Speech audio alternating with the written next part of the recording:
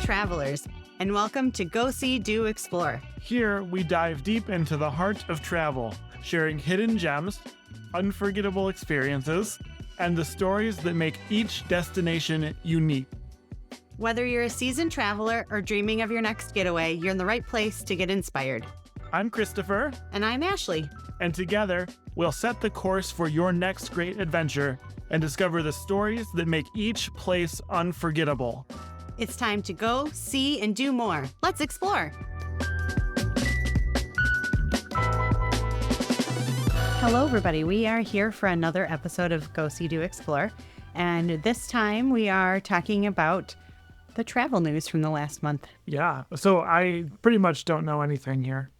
Like normal. I don't know. We'll see. I should mention that we're going to start with some airline news. And the first headline I've got is that United Airlines has announced that they will be using AirTag tracking of luggage. They are the first airline to do this. Does that mean that you'll get to, you'll probably see it the same way, right? Like, they're going to use AirTags. We don't really have anything to do with that. It's just like they're going to know where our stuff is. I think the headline might be a little deceiving. All it is if you have an AirTag in your bag, and then when you go to the carousel and your bag isn't there, you go to customer service, you can share your information with United, who will then be able to track you. Oh, it's not like they're going to start applying any kind of things that work. No.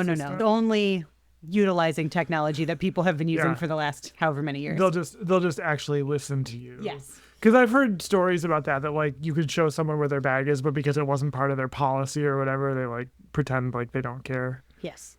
Anyway, that's United good. expects this move to drive a much improved customer service experience for the fewer than 1% of its customers whose bags arrive on a later flight. I like how they worked in that fewer than 1%. Apparently, it's a stereotype in the United States that bags get lost. I've learned that fairly recently that like this is a stereotype other countries have in the U.S. is don't fly to the U.S. and expect to keep your bag. Yeah. So the second headline is one you actually just shared with me from a few weeks ago. But there was a woman that stowed away on a Delta flight from New York to Paris.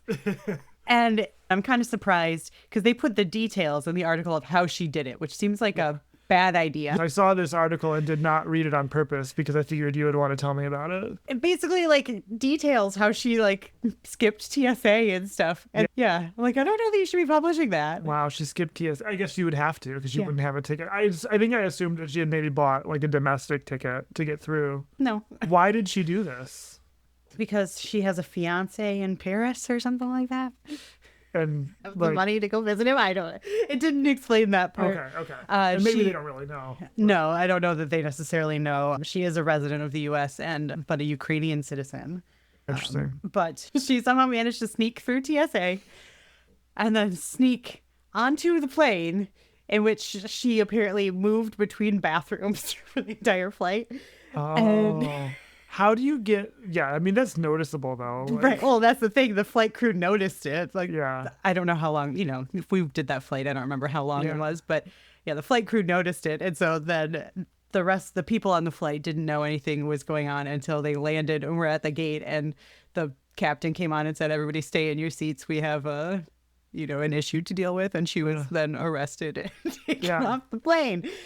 And then sent back to the U.S. because France didn't want her. How do you get down the jet bridge? It said that she globbed onto a family and I guess, but that's a real roll of the dice. I can see that working or really not working. You know, yeah. Anyway, I mean, I guess ultimately it didn't work, but the fact that she got there. I mean, she got all the way to Paris. She got all the way there, but they knew at some point in the flight. Obviously, they knew she was discovered. Right, and I guess the Delta employees, I think, got a little bit of a scolding. For not being more careful with the tickets. Yeah, the TSA thing is crazy. Yeah. I can't imagine how. But All right, our next crazy airline news. Passenger was arrested after allegedly attempting to divert a Mexican flight to the United States. I think I saw something about this because I've been searching Volaris flights. And I think as I was searching, I think this came up, but I didn't read anything about it. The plane was traveling from El Bajío to Tijuana, And the passenger apparently wanted to go to San Diego. And so they landed in Guadalajara and he was arrested. Were they just like trying to be persuasive and be like, hey, can you just pop over to that other airport for me? They didn't detail what kind of force was used. Okay. Yeah, interesting. Do you know that Volaris is a combination of volar, to fly, and Polaris, the North Star? Interesting. Yeah, that's how it's named. Passengers were safe and crew members, no one was harmed in this incident. I just thought it was interesting. Like, yeah, I wonder if he was just like, he was gonna like then cross the border and was like, could you just save me a step? Just like I could see that. Yeah, they have to take off and land in a really strange fashion from Tijuana because it's actually so close to the San Diego airport, and they try not to overfly the U.S. Like, it's not like Mexican planes can't overfly the U.S. Obviously they do, but like especially on takeoff and landing, they don't overfly another country. And so even though we overfly Canada when we land in Detroit all the time, I don't know why this is. I don't know, but like, yeah, so they have to like take a really weird route in and out of that airport. I'm sure you've heard this one, but Delta is partnering with Shake Shack. Yeah, you told me about this. Apparently it's only in Boston for now, but they are looking to expand it. I wonder why Boston's not even like a Delta hub, is it? Is it because there's not a lot of Delta flights? When I first saw this headline, my question was why? I mean, it sounds like that would be like Delta's got this nice new terminal in LaGuardia. Shake Shack is in New York, although it's all over now, but it's like it just feels like that would be the fit. But also, like, I just can't imagine that it's the same. Like, how could it be the same? Like, the equipment is totally different. I don't think it's the shakes. I think it's only the burgers. It's the burgers, right? Yeah. Like, and you can pre-order. But like, don't they like heat them up in a microwave? Like, it just doesn't seem. I have no idea. Well, next time we fly Delta out of Boston, I guess, which is probably never. But we fly to Boston from Detroit. Yeah, but they wouldn't be serving food, so I don't know. Yes, yeah. likely. Maybe if we go to the Azores from Boston sometime, we'll have to like take Delta there. Yeah, weird. That seemed to have a lot of like eye-rolly kind of comments when they announced that. Like, really, Delta, this is what you're focusing on? They got to justify those prices somehow. You're going to get Shake Shack. It's like, well, I can buy Shake Shack and a Spirit flight. All right. So in other news, the FAA is extending a ban on U.S. flights to Haiti. Was that like 2 years old, that ban? Or no, it was only a 30-day ban. Yeah, it was a 30-day ban after a JetBlue flight was hit by gunfire on November 11th. I guess I didn't even realize that we were flying to Haiti right now. I'm a little out of touch on that stuff, but I know that my understanding is Haiti right now basically has no government.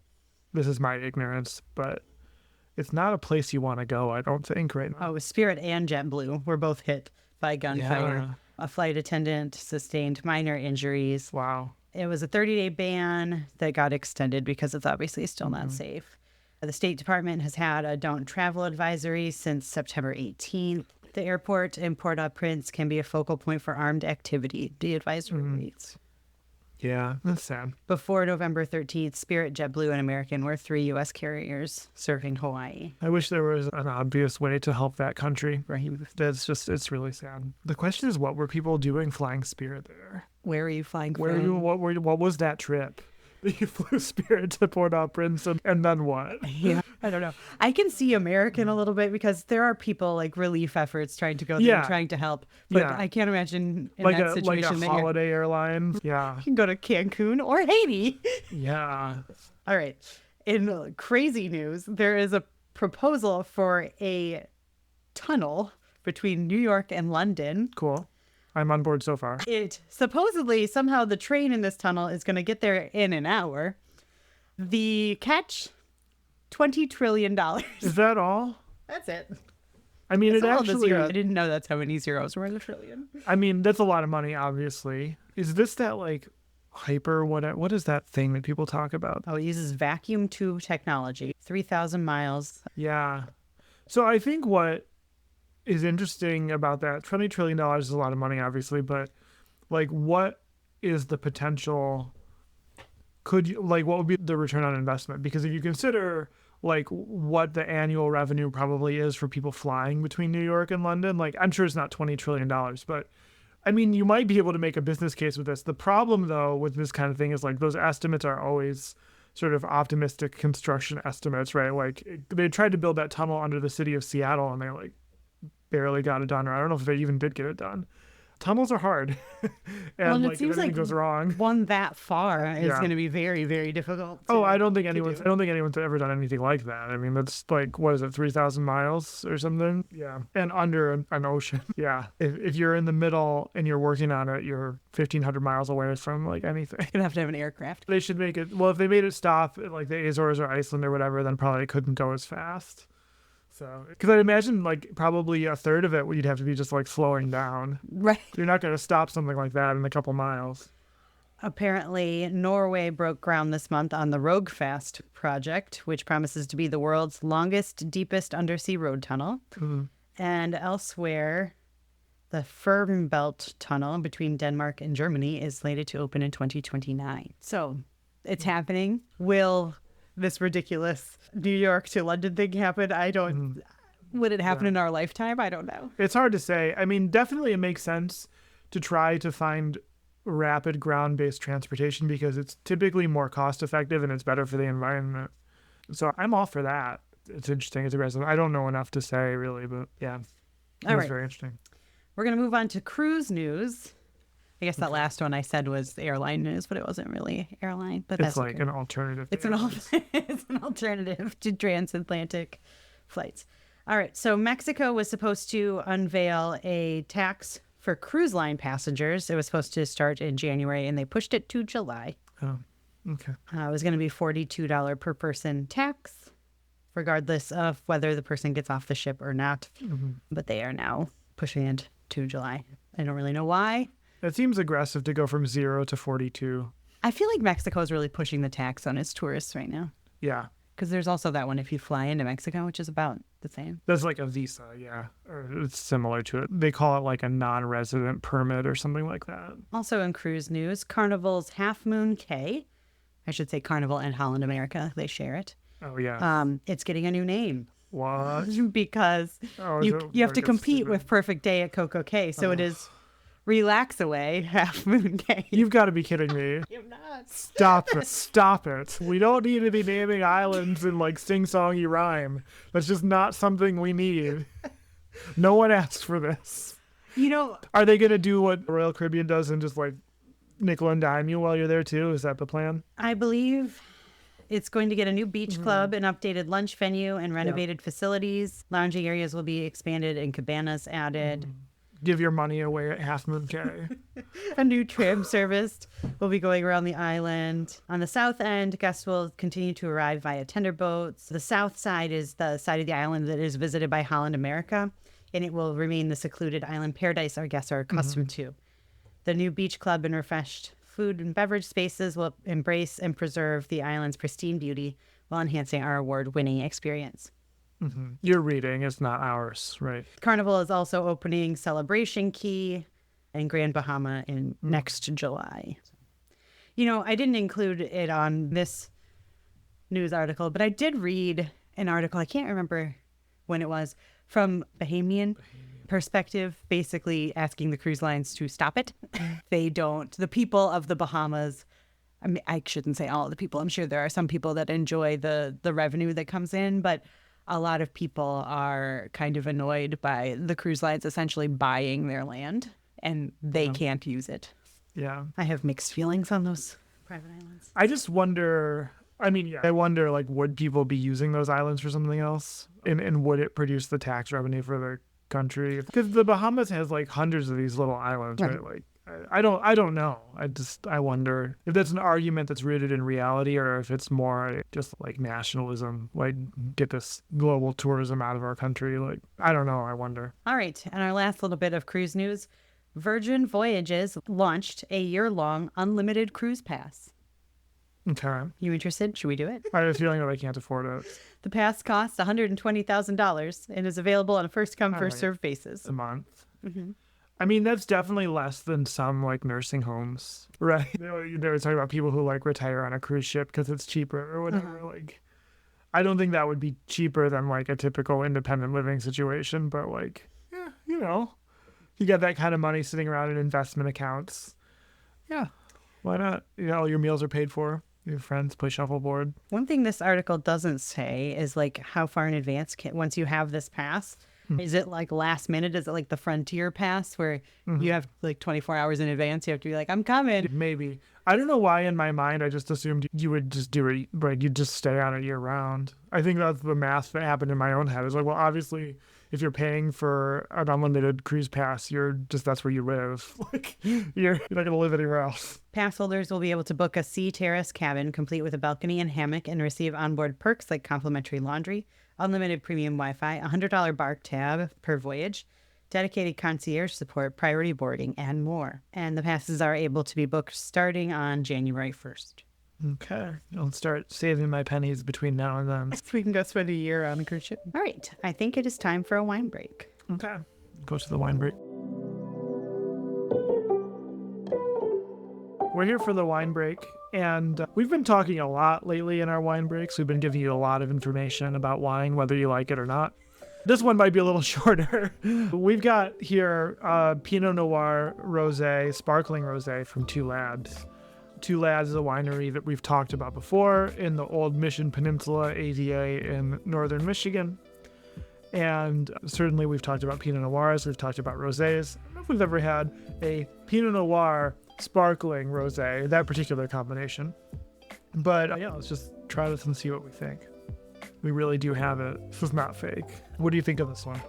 It's always good. I think this is one of my favorites from them. What do you like about a rosé over like a white wine? I prefer the flavor of a rosé over a white wine. It's got more of the red fruits. There's always that like strawberry. I feel like a good rosé's got a really strong strawberry in a way that you don't necessarily get on a white wine. White wines tend to be more like citrus and apple and whatnot. Right. But then it's less intense, I guess, than a red wine. Very little to no tannin. Yeah, and that strawberry flavor that you're describing is especially typical of rosés from Provence in southern France, which is a region that is really known for rosé.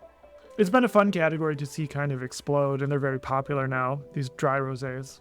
The 1990s White Zinfandel. Yeah, which I think would be a good wine break for another time, because White Zinfandel has kind of an interesting origin story in terms of like how it first got produced, why it's called White Zinfandel, even though it's not white. Like, that's an interesting story for another time. We'll go to Trader Joe's maybe and buy some $3 White Zinfandel and talk about it.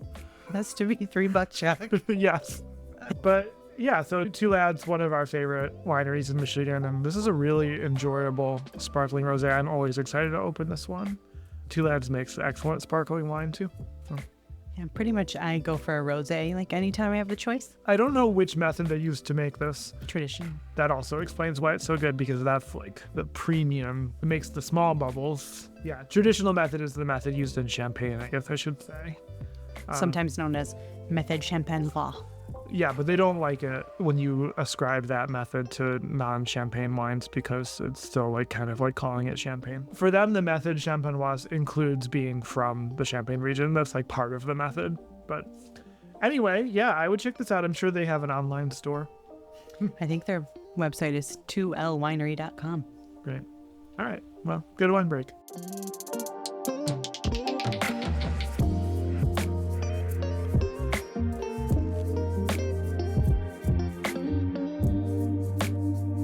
We are going to continue on with some U.S.-based travel news. The Waldorf Astoria in New York is accepting reservations for the first time since 2017. I did not realize, I don't know if you did, that it was closed for renovation for this whole time. Oh, wow. I don't really know anything about that hotel. It's like the iconic hotel in New York City. I've heard of it. But yeah, so it isn't open yet. Stays start in September 2025. The doors will reopen for the spring. The revamped Waldorf Astoria has taken on subtle Art Deco accents throughout the spaces. I like that. And it says that the doors are going to be open in the spring, but they're not accepting reservations until September. So I wonder if there's bars and restaurants or something. It's like an Entertainment 720 situation. You can't take on too many clients at once. You're desperate. But yeah, so if you're planning a trip to New York City, one of the most iconic hotels has finally reopened. In other news, the Ramsey Cascades Trail in Great Smoky Mountains National Park has reopened after a 3-year-long restoration. I didn't know it was closed either. Are you aware of the Ramsey? I've heard it. I couldn't tell you where it is in the park, but I have heard of it. The trail was restored with its original design in mind, using natural materials and hand tools. The trail now features a pair of new footlog bridges, new decking and handrails on a hiker bridge, 151 trail drains, more than 600 new steps to help with safety and erosion control, and regrading of 2.5 miles of trail surface. Wow. Officials also removed tripping hazards, including roots, rocks, and pruned overgrown vegetation in the trail course. The project was aided by funding from the Friends of the Smokies Trails Forever Endowment. Cool. We should get back to that park. That'd be a good one to take the camper now that we're going to try to camp more this year. Now that we're truck people. Oh, yeah, that's maybe a story for another time, too. Some people would say that we're not truck people because it's not big enough. We bought the baby truck. That's all the truck I need. All right. The National Park Service awards $1.5 million to protect 101 acres at Civil War battlefields in Tennessee and Virginia. Cool. Which ones does it say? Franklin, Battlefield. Yeah. The grants were awarded to the city of Franklin, Tennessee for Franklin Battlefield in Williamson County, and Virginia Department of Conservation and Recreation for Brandy Station Battlefield in Culpeper County, Virginia. Franklin is just outside of Nashville. It's like a suburb of Nashville. I think there's a lot of recording acts or like recording studios and stuff in Franklin, if I recall. The National Park Service's battlefield land acquisition grants empower preservation partners nationwide to acquire and preserve threatened battlefields on American soil. And that must be how the National Park Service acquired River Raisin National Battlefield Park near Monroe. Was it the only land battle in 1812 or the only park? It's the only national park battlefield for that war because it was mostly a naval war. But like they were on Mackinac Island and stuff. Then there were battles in Canada. Other National Park Service news. President Biden signed Carlisle Federal Indian Boarding School National Monument in Carlisle, Pennsylvania as the 432nd National Park Service site. More than 10,000 children passed through the notorious Carlisle Indian Industrial School by the time it closed in 1918, including Olympian Jim Thorpe. They came from dozens of tribes under forced assimilation policies that were meant to erase Native American traditions and civilize the children so they would fit better into white society. Yeah. At least 973 Native American children died at government-funded Indian boarding schools. So this is supposed to be a monument kind of to that failed American policy. Where is that? Pennsylvania. Okay. I say Carlisle, Pennsylvania. Apparently this is Biden's 7th use of the Antiquities Act to create national monuments in his 4 years as president. I remember hearing about some, but I don't recall. I think there have been a fair amount of expansions, right? Yeah, I know. The downside, not to get into the Antiquities Act and the history of the National Park Service, but the downside with the president creating a national monument in this way is that the next president can just come in and be like, no, erased, and it's done. Yeah, although there's debate as to whether that's true, but it has happened. Mm-hmm. There's debate as to whether that's legal. Antiquities Act doesn't necessarily say that the president can remove land of historic importance. A total change of spirit and mood. When we did our D23 Disney News episode, we talked about a Monsters, Inc. themed coaster coming to Disney's Hollywood Studios in Orlando. And there was a lot of speculation at the time about where that would go. And the company has finally announced that it is going to be where Muppet Vision 3D is now. And Aerosmith has been out at Rock and Roller Coaster for a few years now. I think it was under construction the last time we were there in February. But there was a lot of speculation at the time that they were taking Aerosmith out of Rock and Roller Coaster, and that has been confirmed. And they are going to be re-theming Rock and Roller Coaster to a Muppets-themed roller coaster. What is the name of that Muppet band? The Electric Mayhem. Yes. So instead of Aerosmith, it's going to be Electric Mayhem concert. They don't look like Presbyterians to me. Was the iconic line from the Muppet movie when you first meet the Electric Mayhem. Probably the most controversial part of this whole thing is that Muppet Vision 3D was the last thing that Jim Henson worked on before his death. Mm-hmm. And so there's a lot of nostalgia from the Disney fans. But certainly it wasn't like the best thing he ever did. Like his legacy is secure. You know, like it's not like they're going to dismantle all Jim Henson things. The company did say that they're going to work to preserve Muppet Vision 3D in some capacity. There's been talk about whether that, it's going to go on Disney Plus, or if it's going to be the pre-show to this Electric Mayhem Rock and Roller Coaster.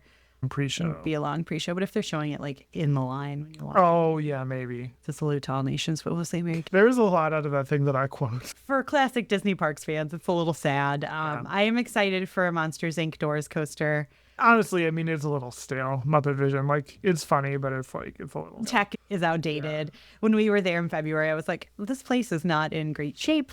The tricks are not new anymore like they were in... Yeah. I don't know if that debuted at the park in 89 or if it was in the 90s. Cheap but 3D tricks. Another thing I say sometimes. Did you say cheap 3D tricks? But anyway, so yeah, that's coming, or that's going, I should say. Okay. All right, we're going to move on to some international news. Probably the biggest international news in the last month is that Notre Dame Cathedral has reopened. I don't know if you've been living under a rock, there was a catastrophic fire at Notre Dame in 2019. They have been working very, very hard to repair it. And I'm actually surprised that it got done in 5 years. It's Less impressive. than 5, especially when you think of what is Sagrada Familia in Spain that's been building for like 200 years. It's almost done, though. It's been time for them to probably have to renovate it. But yeah, so if you are visiting Paris, Notre Dame is a place you can visit again. This one I thought was interesting because we just were in Italy over the summer and we did a lot of short-term rentals. Short-term rentals like Airbnb and the like in Italy will no longer be allowed to use keypads or lock boxes, citing security issues. And Because a physical key is like... but like a lockbox holds a physical key. So it's now required that you will have to meet the owner and do a physical exchange of keys, which is what I think we did in every place that we went to in Italy. Is that right? That's true, actually. I hadn't thought about that. But yes, in every place we went in Italy, we met the person. Sometimes it was very awkward because they had limited English and we don't speak Italian. And they're going to show us where their collection of DVDs is. Yeah. I was able to talk to that lady in Naples despite us not speaking the same language. Uh-huh. I don't know how that works. It just kind of did. I don't know. Body language. Like... Well, Italians do speak so much with their body. They probably understand body language. But yeah, I thought that was an interesting new law that I don't fully understand. But it also seemed like, of all the places we were anyway, that was the way it was already done. So it was just odd. Meeting someone with a key, using a key in a lockbox, completely different. That's the Italian way of saying. Like, yeah.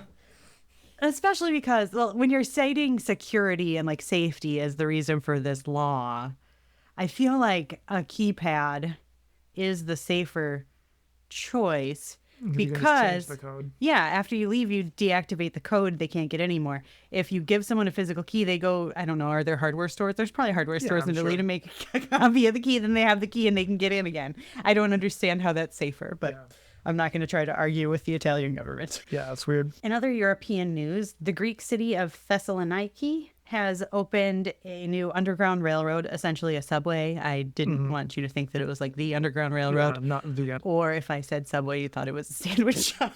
Yeah. But what's interesting, because it's Greece and it's, you know, like the birthplace of modern civilization, the digging for the tunnel lines, they uncovered cities that date back to the 6th century. And so when you're in the subway stations, they have the artifacts on display. That's cool. That's really cool. Like someday I want someone to really explain to me how it is that like all these cities exist on the top of other cities. Because like today in our city, if they're going to like tear down a building and put up another building, the street doesn't rise. Like we don't go higher. So like, but like all these ancient places like Greece and Rome and like other places over in Italy and like in the Middle East, like in Jerusalem and places like this, they talk about like layers and layers of the city. And I'm like, I just need someone to explain this to me. I believe it. Like I've seen it, so I get it. Pompeii. But how? I can understand in a place like Pompeii where there was, you know, a big volcano that covered everything with ash. But like intact layers on top of intact layers. If you just did, you're going to be in like someone's house from the 5th century. Like I've seen it. I just need to understand how that happened sometime. I don't understand it either. But that's really cool. Finding all that stuff. So yeah, you can go ride the subway in Thessaloniki. Just, you know, whiz past some 6th century buildings. Yeah. Underground. Cool. Pretty cool. All right. My last piece of news is that China is expanding visa-free travel for 9 additional countries. Oh. The U.S., not on the list. Yeah. Interesting. But let me see what countries are on the list. Travelers from Bulgaria, Romania, Malta, Croatia, Montenegro, North Macedonia, Estonia, Latvia, and Japan will be able to enter China for up to 30 days without a visa. I know they have been expanding their visas overall too. Like, I think you can. There's 38 countries now Right. that don't require a visa. I think now when you're transiting, like if you get a flight that has an extended layover in China, I think you can, for up to 24 hours, you can enter without a visa now too. I think that's a thing. So, yeah, it's interesting. This article says that the addition of Japan appears to reflect a recent willingness on China's part to improve ties with its neighbor. Yeah, that's good. Well, yeah. So that is all of our news for this month, and we'll probably do it again next month. Yep. I've enjoyed finding some travel and location-based news. Cool. All right. See you later. Bye.